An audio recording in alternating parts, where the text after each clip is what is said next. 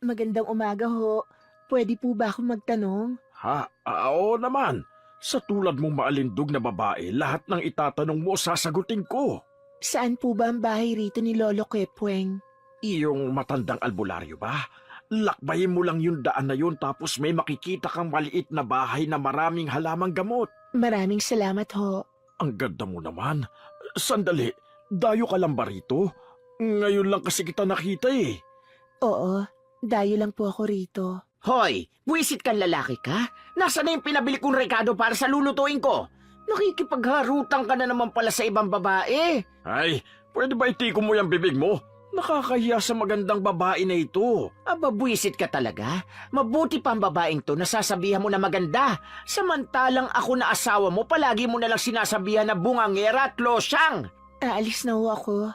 Maraming salamat sa pagturo ng daan. Hoy, sandali nga. Ngayon lang kita nakita rito. Tapos nanghaharot ka na ng lalaking may asawa na? Dayo lang ho ako rito. Saka hindi ko hinaharot ang asawa nyo. Kasalanan ko ba kung naaakit siya sa alindog ko? Natahimik ang misis ng lalaki sa sinabi na yon ng magandang babae at sinundan na lamang ito ng tingin sa pag-alis.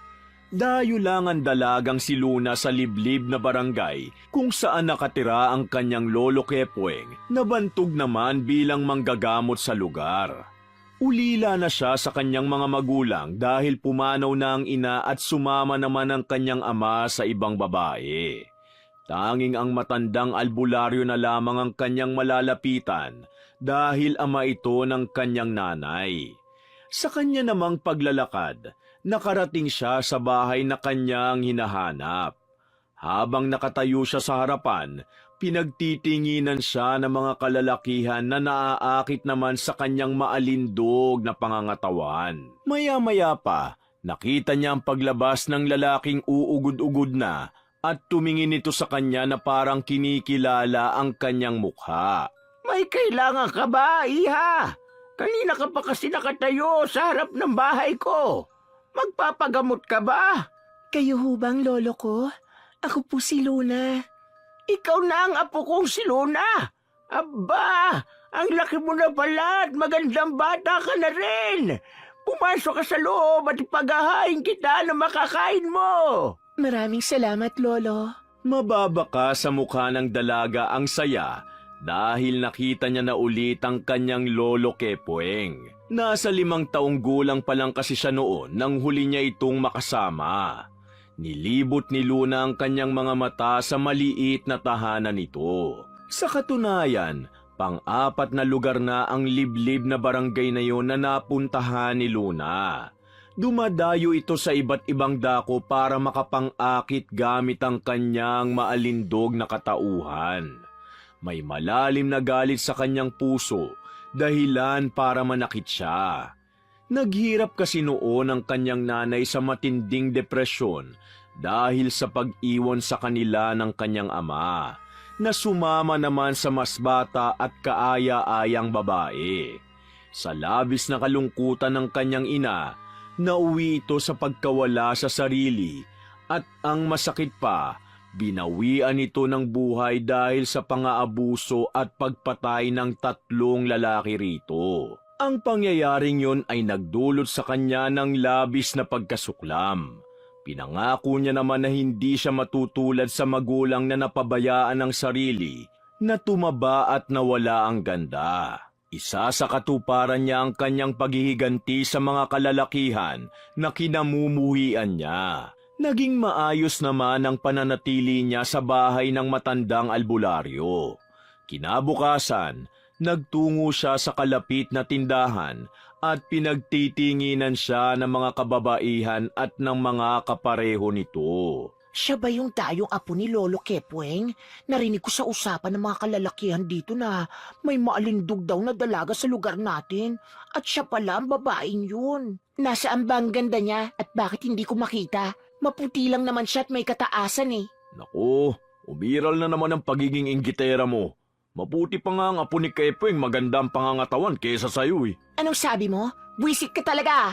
Kung gusto mo, magpapansin ka rin sa kanya at wala akong pakialam. Malapit na talaga kitang iwanan dahil sa bunganga mo. Tinalikuran nito ang kanyang asawa at nagtungo naman sa kinaroroonan ng maalindog na dayo na bumibili sa tindahan. Inayos nito ang kanyang sarili bago magpapansin sa babae na kanyang natitipuhan.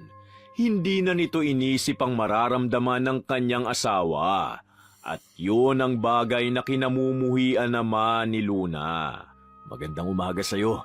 Ikaw yung apo ni Mang Kepoeng, di ba? Naku, napakaganda mo naman pala tulad ng sabi ng iba. May asawa ka na ba? Ha? Bakit mo naman naitanong? Mukhang interesado ka rin sa akin ha. Maganda ba talaga ako? Oo naman, tinatanong pa ba yan? Ako nga pala si Gibo. Kung kailangan mo ng tubig, pwede kitang ipag-igib. Hayop ka talaga, Gibo. Talagang tinutuo mo yung sinabi ko kanina magpapansin sa babaeng to ah. At ikaw naman, huwag mong harutin ang asawa ko. Ayusin mo kasi ang sarili mo para hindi tumitingin sa ibang asawa mo. Huwag mo kasing ipangalanda ka ng alindog mo para hindi nakakakuha ng atensyon ng mga kalalakihan. Anong gusto mo? Itago ko na lang ang kagandahan ko at magkulong sa bahay? Sayang naman kung ganon. Hindi ko kasalanan kung naglalaway ang asawa mo sa akin. Aba, buwisit ka talagang babae ka. Halika na nga, Morgana. Nakakahiya ka talaga. Galit na inuwi ni Gibo ang kanyang misis. Gigil na gigil ito sa magandang si Luna. Kaya naman ang pangyayaring yun ay naging pangamba pa ng iba pang kababaihan dahil natatakot sila na baka pati ang kanilang mga asawa ay mahumaling na rin sa maalindog na dayo sa kanilang lugar. Kaaya-aya kasi talaga ang mukha nito kung ikukumpara sa kanila. May mga pagkakataon na hindi na nila pinapalabas sa mga kapareha para lang maiwasan ang nakakaakit na dalaga. Nagagalit na rin sila sa tuwing lalabas ito ng bahay. Manong, magkano po ang kilo ng isda nyo? Bagsak presyo na lang para sa magandang katulad mo. Talaga ho? Bigyan nyo nga ako ng 2 kilo. Sa iba ka nalang bumili, babae ka. Dapat hindi ka na lumalabas sa bahay ng lolo mo. Bakit naman ho? Saka, ano bang problema nyo sa akin? Malaki ang suliranin namin sa'yo. Tingnan mo nga, halos lumuwa na ang mga mata ng asawa ko sa kakatingin sa katawan mo. Hindi ko nakasalanan kung napapatingin man siya sa akin. Sa tingin ko, nasa asawa mo na ang problema. Hindi siya makontento sa'yo. Kaya nararapat sa mga katulad niya na bigyan ng leksyon. Buwisit kang babae ka. Umalis ka na nga sa tindahan ko. Salot na dayo.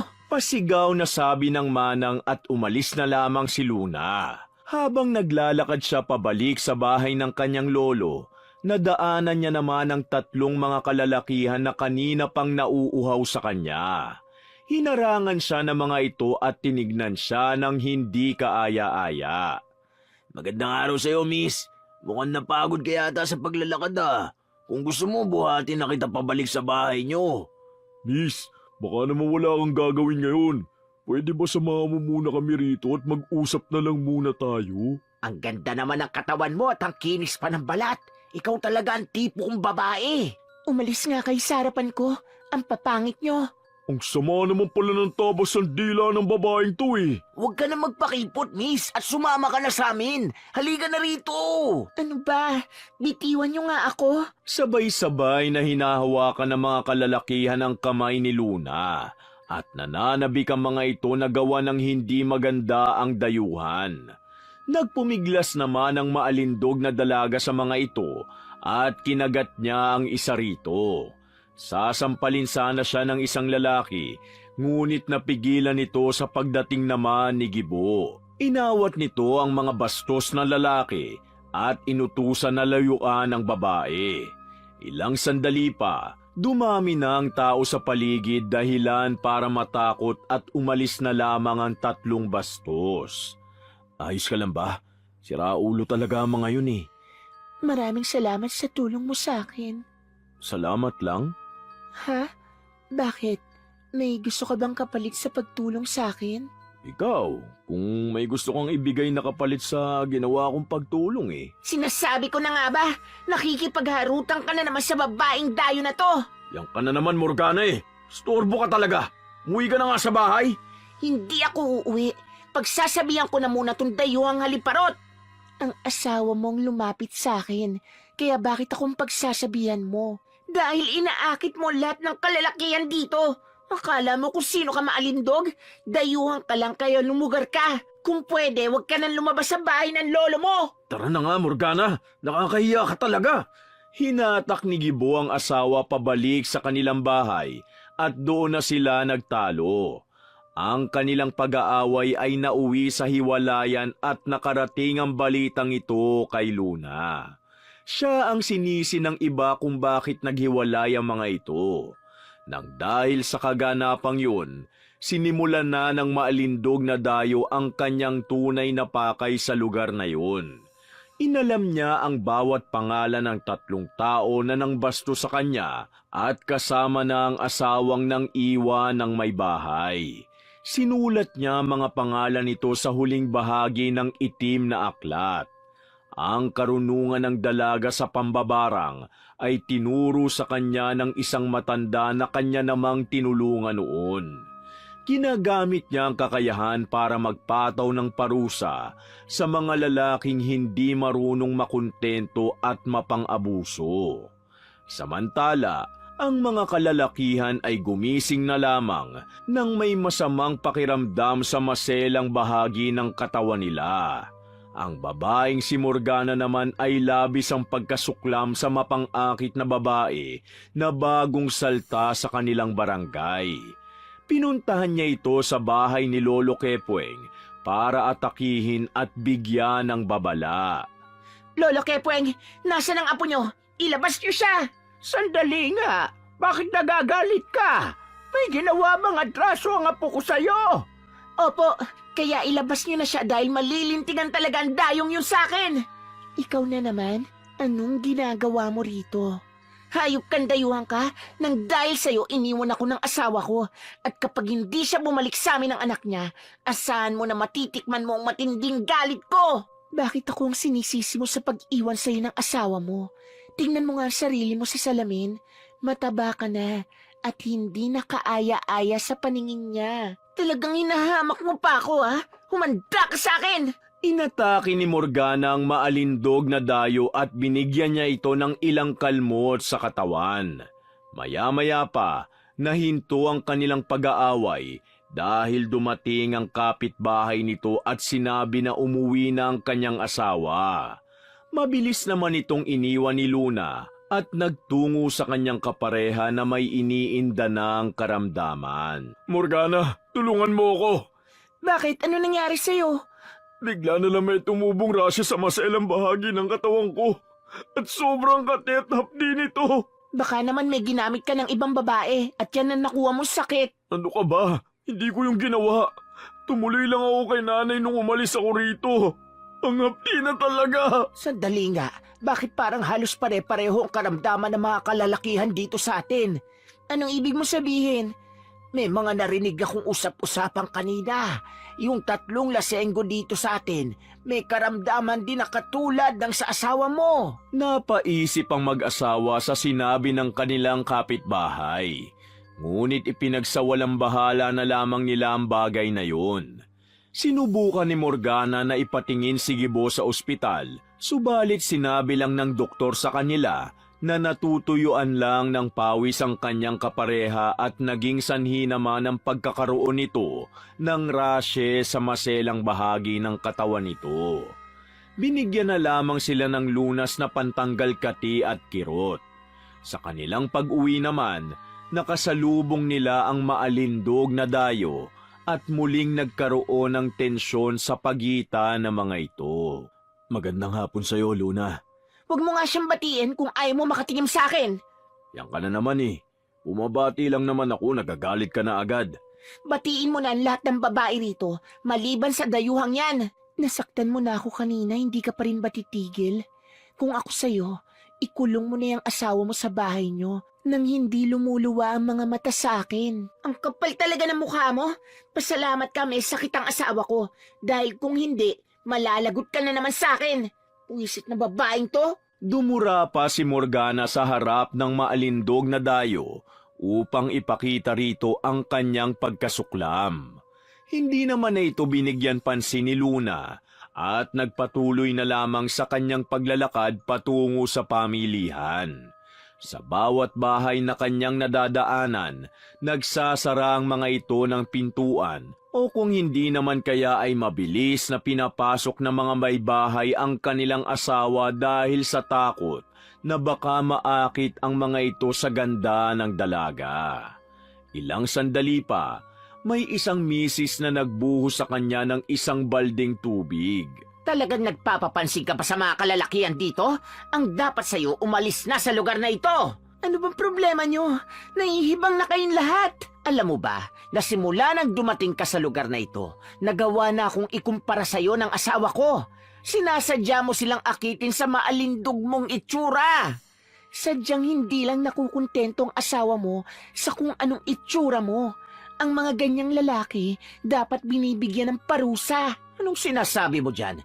Kung ikaw kayang bigyan ko ng parusa sa pangaakit mo sa asawa ko. Sa'yo na ang asawa mo at isaksak mo sa baga mo. Nanlilisik ang mga mata ni Luna habang sinasabi yon sa ginang. At nang talikuran niya na ito, binato naman siya nito ng balde sa kanyang likod. Nakaramdam na ng matinding galit ang dayuhan dahilan para itulak niya ito. Magdudulot pa sana ng gulo nang dumating naman ang asawa at pinaalis na lamang nito ang maalindog na dalaga. Sa kanyang pag-uwi naman, napansin ng kanyang lolo Kepweng ang galos na kanyang natamo mula sa pananakit ng iba. Oh, bakit may sugat ka na naman? Napaaway ka ba sa labas? Opo, Lolo. Pero wag niyo na itong intindihin. Kaunting galos lang naman ho ito. Kung pwede lang talaga na hindi ka na lang lumabas para maprotektahan kita sa kanila. Hindi niyo ako kailangang alalahanin kasi kaya ko naman ang sarili ko. Ngumiti ng may saya si Luna para ipakita sa kanyang lolo na maayos lang siya at hindi nito kailangang mag-alala sa kanya. Isang linggo ang lumipas, ang karamdaman ng mga kalalakihan na binigyan niya ng kaparusahan ay mas lumala pa sa inaasahan. Ang noong rashes na tumubo sa kanilang maselang bahagi ng katawan ay unti-unti nang nagsugat at nagkaroon na ng nana, dahilan para magpatingin na ang mga ito kay Lolo Kepweng. Pumasok na tayo sa loob. Sandali lang. Naisip ko, kung maghanap na lang kaya tayo ng ibang albularyo. Bakit lalayo pa tayo kung may kapitbahay naman tayo manggagamot? Nag-iisip ka ba? Baka naman kaya gusto mo lang magpatingin kay Lolo Kepweng ay dahil sa apo niyang dayuhan. Yan pa talaga ang iniisip mo ngayon? Malala na nga ang karamdaman ko tapos pag-iisipan mo pa ako na masama? Napasukan na yata ng hangin yung utak mo eh. Oh, bakit naparito kayo mag-asawa? May problema na naman ba kayo sa apo ko? Naku, wala po akong problema kay Luna. Ang misis ko lang ho. Saka, naparito ko para sana ipatingin ang karamdaman ko. Ganun ba? O sige, pumasok kayo sa loob. Sa pagpasok ng mag-asawa, nakita nila na hindi lang sila ang mga taong magpapatingin sa matandang albularyo. Nilibot naman ni Morgana ang kanyang mga mata na tila may hinahanap ito. Sa pagkakaupo naman nila, naririnig niya ang usapan ng mga kapwa niya may bahay. Nalaman niya na pare-pareho lang ang karamdaman ng kanilang mga kapareha at labis naman itong nangamba na may pagtataka. Hindi nila gusto na magpakonsulta kay Lolo Kepweng dahil sa dayuhang apo nito. Ngunit ito lang ang malapit sa kanila na maaaring makatulong sa kondisyon ng mga kalalakihan sa lugar nila. Hindi ko yata napapansin ang apo ni Lolo Kepweng. Bumalik na kaya siya sa pinagmulan niya? Nako, sana lang talaga. Simula nang dumating ang babaeng yon, palagi na lang nasa labas ang asawa ko para abangan ang paglabas niya. Pare-pareho lang tayo namumuhi sa dayuhan na yon. Kung wala lang talagang karamdaman si Gibo, hindi ako lalapit sa lolo niya. Sa pag-uusap ng mga kababaihan na yon, naipahayag nila ang kanilang mga sama ng loob sa dayuhang dalaga. Maya-maya pa, dumating na si Luna na may dalang halamang gamot ng kanyang Lolo Kepweng.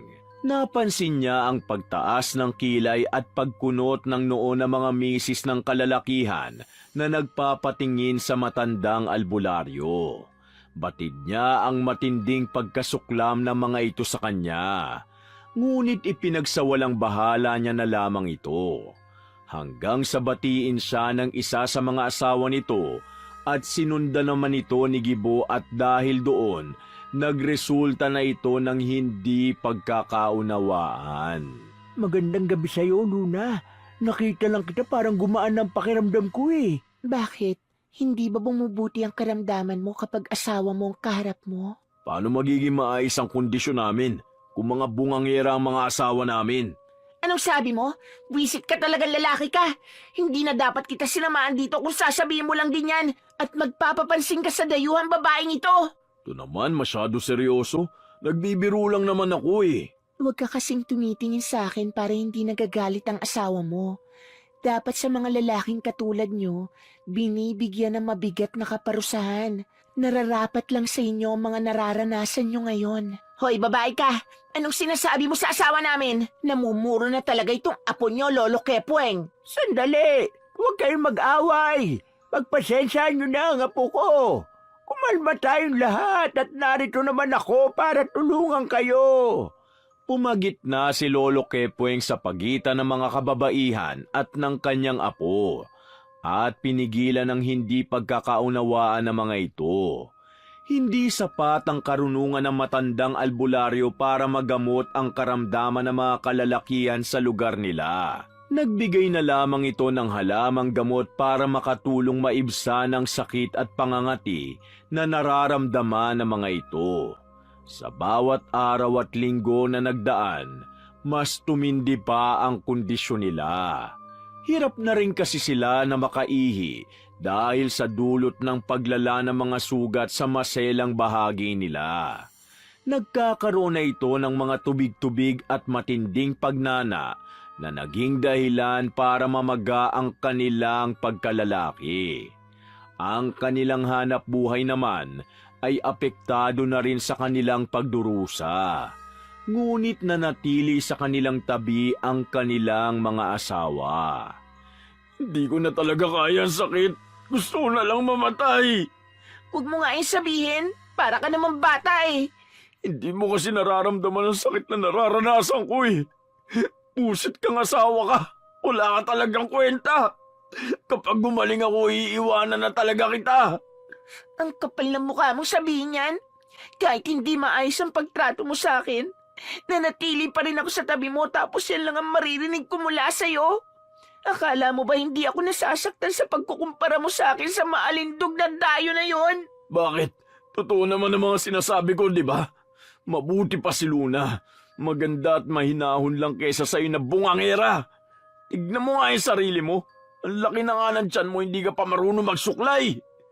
Hayop ka talaga. Bahala ka na sa buhay mo. Humahagulgol na lumabas ng bahay si Morgana at iniyak niya na lamang ang sama ng kanyang loob sa asawa. Habang pinupunasan naman ito ang kanyang mga luha, nakita niyang bumibili si Luna sa tindahan. Naipon na ang galit nito sa maalindog na dayo, kaya lumapit siya rito na walang pakundangan at itinulak dahilan upang bumagsak ito sa lupa. Tumingin naman sa kanya ang dalagang kinagigiliwan ng kanyang mister. Ano na naman ang problema mo?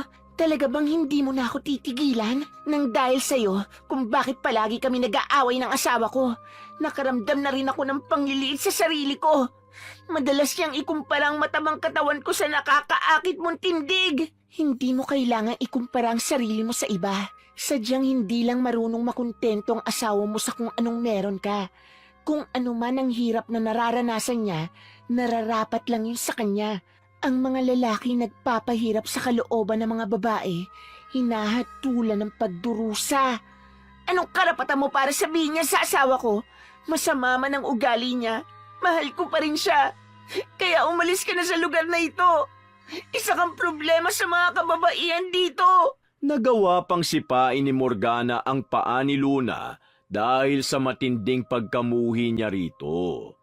Mas pinaigting naman ng maalindog na dayo ang karamdaman ng mga kalalakihan na hindi makontento sa kanilang mga asawa.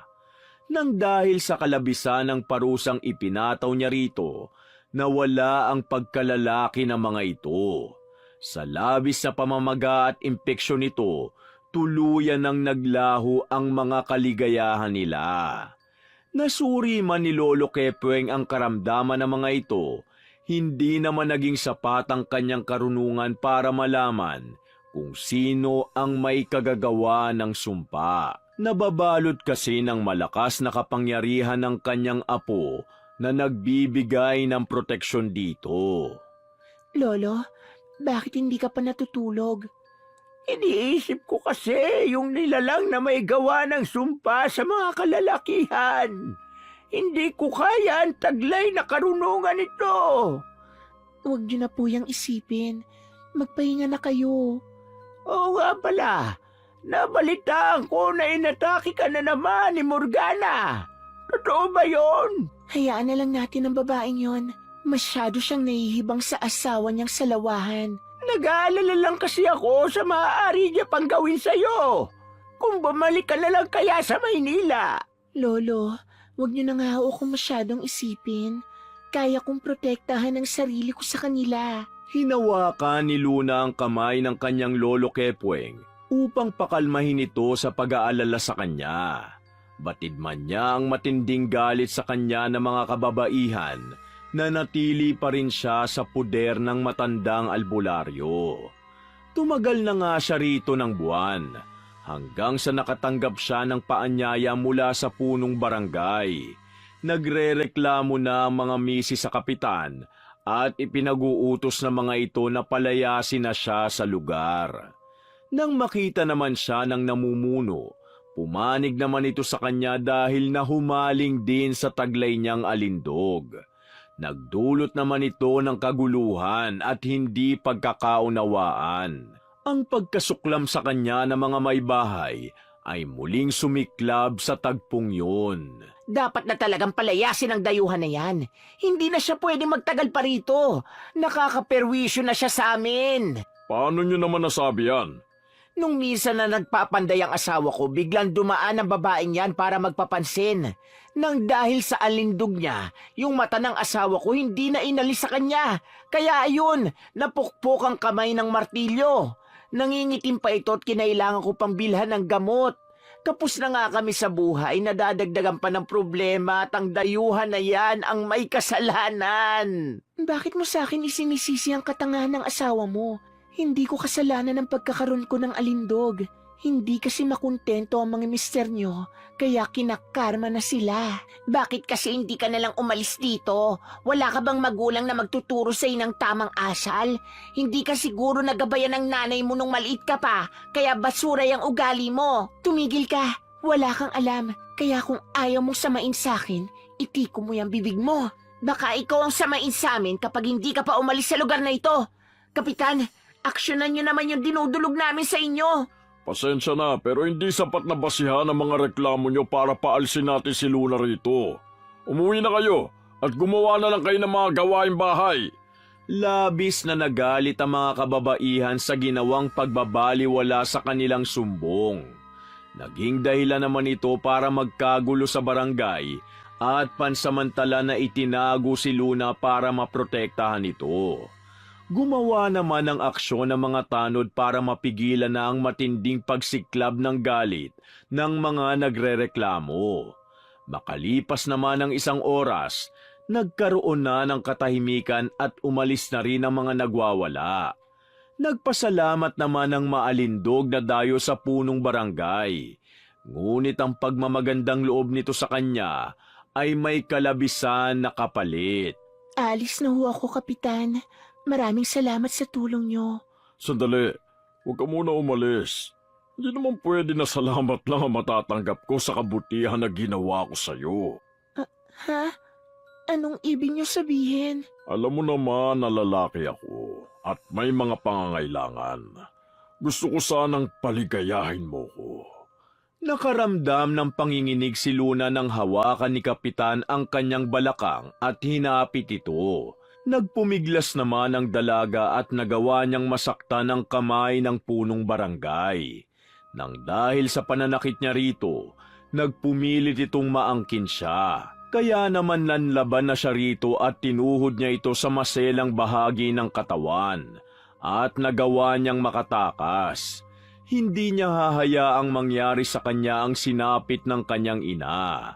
Mabilis itong nagtungo sa bahay ng kanyang lolo Kepweng at nagpasya na wag na munang lumabas. Samantala, ang karamdaman naman ng asawa ni Morgana ay mas tumindi pa, dahilan para mawalan na ito ng lakas.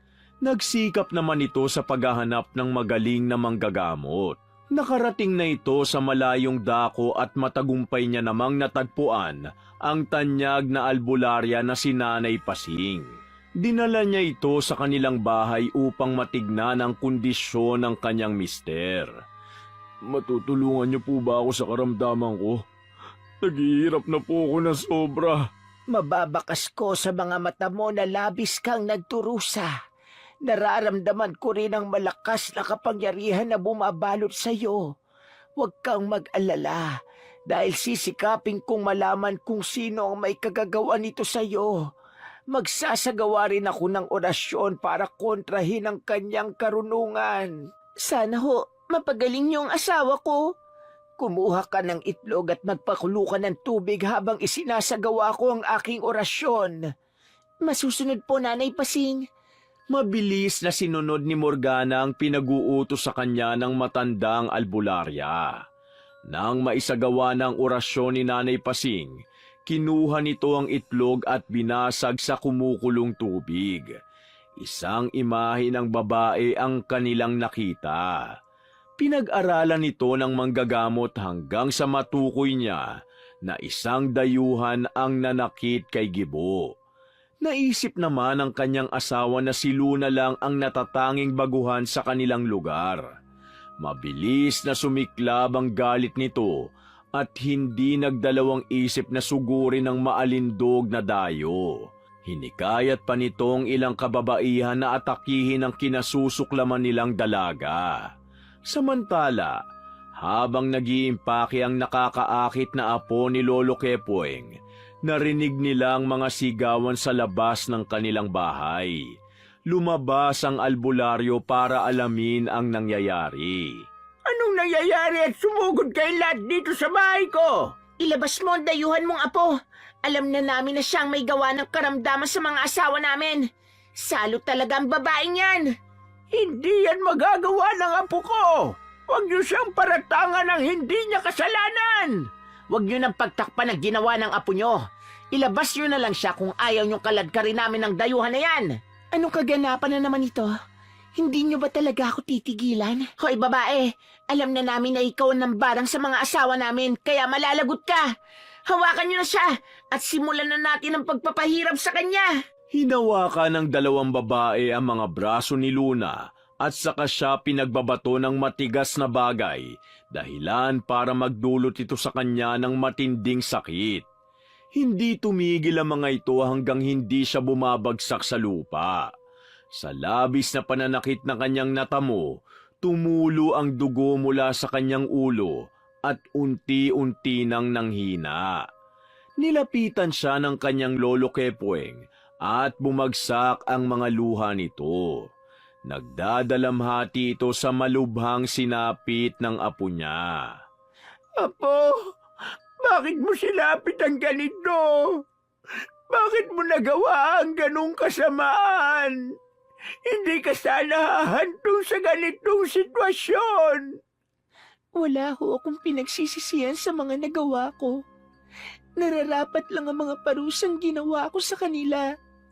Hindi nila nakikita ang halaga ng kanilang mga asawa. Masaya ako kasi nakaganti rin ako sa mga salawahan at mapang-abusong mga kalalakihan. Pero ang paggawa ng kasamaan sa kapwa ay walang maidudulot na maganda sa atin. Ang labis na galit na iyong itinanim ay nagresulta sa iyo ng kapahamakan. Hanggang dito na lang talaga ang buhay ko, Lolo. Mag-iingat kayo at masaya ako na muli ko kayong nakasama. Bumagsak ang huling luha ni Luna na nagbigay ng matinding sakit sa kanyang lolo Kepoeng. Tuluyan na siyang binawian ng buhay at natapos na rin ang problema ng mga kababaihan sa lugar.